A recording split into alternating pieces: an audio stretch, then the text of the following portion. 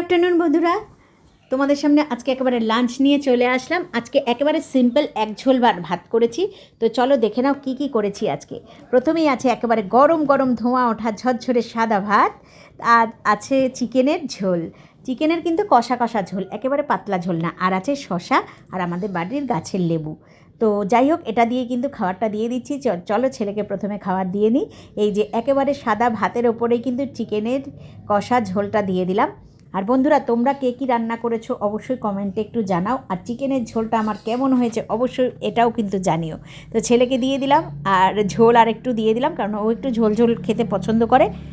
তো আমার কিন্তু ভাতটা মেখে দিতে হবে। তার সাথে দেখো, চিকেনের ঝোল দিয়ে কিন্তু শেষ হলো না, এবারে লেবুটা একটু চিপে দিলাম, কারণ ছেলে খুব লেবু খেতে পছন্দ করে, ওর ভাতের পাতে লেবু লাগবেই, মানে এরকম একটা ব্যাপার। তো গাছে তো প্রচুর লেবু আছে আমাদের, তো কোনো অসুবিধা নেই। তো ভাতটা কিন্তু লেবুর রস দিয়ে একটু মেখে দিচ্ছি। মেখে দিয়ে ছেলেকে শসা দিয়ে দিলাম, বললাম তুমি খেয়ে নাও। এবারে আমি আমাদের জন্য খাবার নিয়ে নেব।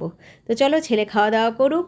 কেমন হয়েছে খাবারটা অবশ্যই কমেন্টে জানিও, আমরাও কিন্তু খাবার নিয়ে বসে পড়ব। তো লেটস গো, টাটা বন্ধুরা, আবার অন্য একটা ভিডিওতে দেখা হচ্ছে, টাটা।